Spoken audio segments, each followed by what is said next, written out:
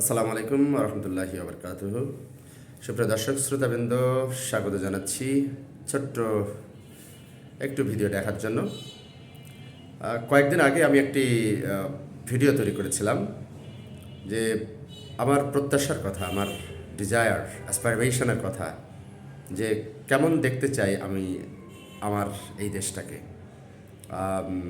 সম্ভবত সেই ভিডিওতে আমি বলেছিলাম যে আমাদের সবাই আমরা বলি যে আমাদের মতানৈক্য থাকবে, কন্ট্রাডিক্টরি নানান কথাবার্তা থাকবে, থাকতেই পারে, কিন্তু সেই জায়গাটা আমাদেরকে বিনির্মাণ করতে হবে ইন্টেলেকচুয়ালি, ফাইট হবে ইন্টেলেকচুয়ালি।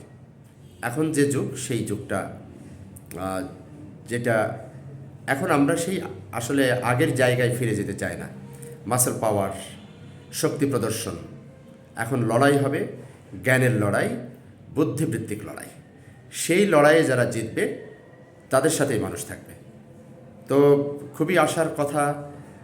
সম্প্রতি দেখলাম, যে হালে দেখলাম, দুই দলের মধ্যে, বিশেষ করে বিএনপির শীর্ষ নেতা, দলের চেয়ারপারসন জনাব তারেক রহমানের সাথে সৌজন্য সাক্ষাৎ এবং নৈতিক জায়গা থেকে বিগত হয়েছেন আমাদের দেশনেত্রী খালেদা জিয়া, যার জন্য সমবেদনা দিতে গিয়েছিলেন, এবং সেখানে যে তাদের যে এম্বারাসিং কোলাকুলি এবং তাদের যে সৌহার্দ্যপূর্ণ পরিবেশে কথোপকথন, এর আগে ডাকসুর পক্ষ থেকে একটা প্রতিনিধি দল, এবং সেখানেও যে প্রত্যাশার কথা ব্যক্ত করা হয়েছে সেটি অবশ্যই বাংলাদেশের জন্য ইতিবাচক।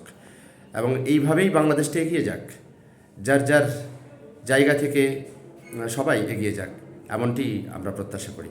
তো ছোট্ট এই কথাটি বলার জন্যই মূলত আজকের এই ভিডিওটি তৈরি করা। সকলে ভালো থাকুন, আল্লাহ সবাইকে সুস্থ রাখুন, মঙ্গল রাখুন।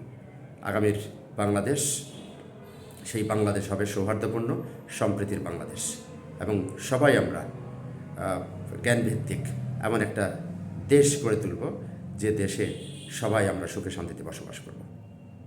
আসসালামু আলাইকুম ওয়া রাহমাতুল্লাহি ওয়া বারাকাতুহু।